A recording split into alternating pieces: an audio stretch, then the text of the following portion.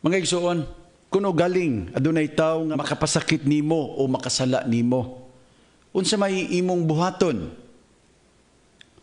Libak ka siya o dauta siya diha sa imong mga higala o mga silingan. Pangitaglaing mga tawo nga nasuko pod niya o paghiusa mong tanan sa pagpangitag paagi nga makabalos niya. I-post sa Facebook ang gibuhat sa maong tao aron maulawan siyag maayo. Ipahungaw sa FB ang imong kapungot o kasuko aron ang tanan mahibalo sa iyang kadautan. Oh, niya pay lain para wa nay samok. I-unfriend na lang ang maong tao o i-block na lang siya aron mawala na siya totally sa imong kinabuhi. Kini ba ang angay nimong buhaton? Dili. Diha sa Ebanghelyo karong adlaw from the Gospel of St. Matthew, chapter 18, verses 15 to 20. Si Jesus nagtudlo sa sakto natong buhaton kung ugaling adunay tawo nga makasala nato. Una, giingnan taniya mga igsoon, duula ang maong tao ug pasabta siya sa iyang sayop. Apan himuwa kini nga kamurang duha. Kung maminaw siya kanimo, magkauli ang inyong maayong kabubuton. Kini ang unang lakang nga gisugyot ni Kristo. Og nindot kaayo ni mga igsoon. Tungod kay kini maghatag og katin-awan sa panagbingkil.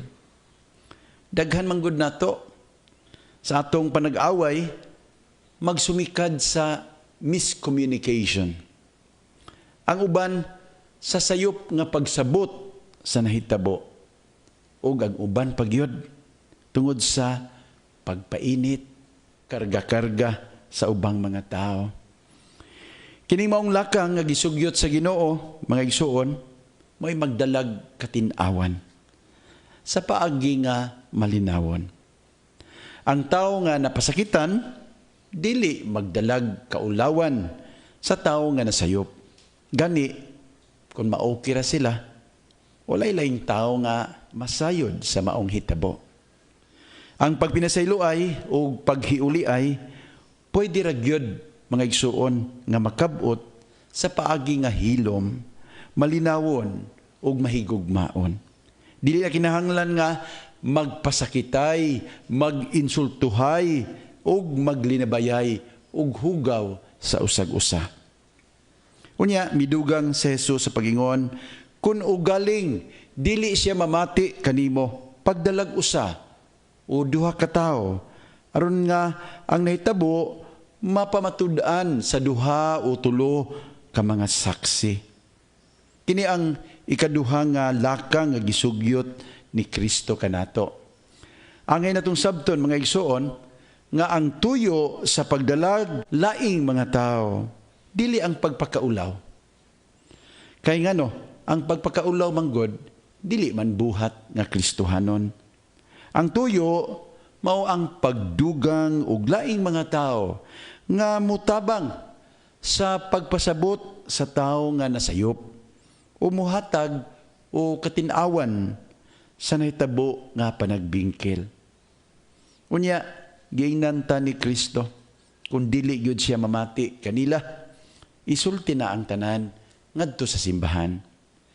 Dinhi sa ikatulong nga sugyot, gidasig kita sa pagdala sa mainit nga panagbingkil. Ang panagbingkil nga murag gahi sulbaron ngadto sa mga pangulo sa simbahan. Nga mao'y atong giasahan nga makahimog maayong paggiya, paghukom sa nahitabo nga panag-away. Mga igsoon, tulo kini ka mga lakang nga gisugyot sa Ginoo. Pero abi ninyo base sa daghan kayong kasinatian. Kung buhaton lang ang unang lakang sa sakto nga paagi. O kung ang mga tao nga nahilambigit sa panagbingkil, makamaulang magpaubos sa kaugalingon, dili magpataasay sa garbo. Abi ninyo, ang ikaduha o ikatulo nga mga lakang, dili na kinahanglan. Masulbad na ang problema, bisan diha pa lang sa unang lakang nga gisugyot ni Kristo. Sa kaulahian, miingon ang Ginoo, kung dili siya mamati sa simbahan, isipa siya nga usa ka langyaw o kobrador sa buhis. Unsa may gipasabot ni Kristo dinhi? Siguro maghunahuna kita nga gusto sa Ginoo isalikway na lang ng maong tao.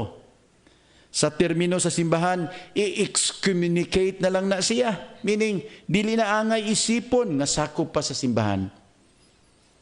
No. Abi ninyo mga igsuon, kung atong pamalandungan og maayo, ang gibuhat sa Ginoo sa mga makasasala, makaamgot nga dili kini maoy gusto niyang mahitabo. Kaya unsa man day gibuhat ni Hesus sa mga langyaw o sa mga kubedor sa buhis, unsa man day gibuhat ni Hesus sa mga pagano, unsa man day gibuhat ni Hesus kang Sakeo o kang Mateo, sama sa maayong magbalantay. Gibiyaan niya ang 99 ka buok aron pagpangita sa usa nga nawala. The Good Shepherd patiently, lovingly, endlessly searches for the lost sheep. Nga igsuon, kini nga ebanghelyo, magdasig nato nga dili magdumot, dili manghimaraot, dili maghimog kaulawan, dili magbash, dili mag-unfriend, dili mag-block sa mga kaaway. We always remember the words of MLK, returning hate for hate multiplies hate, adding deeper darkness to a night already devoid of stars. Darkness cannot drive out darkness. Only light can do that. Hate cannot drive out hate. Only love can do that.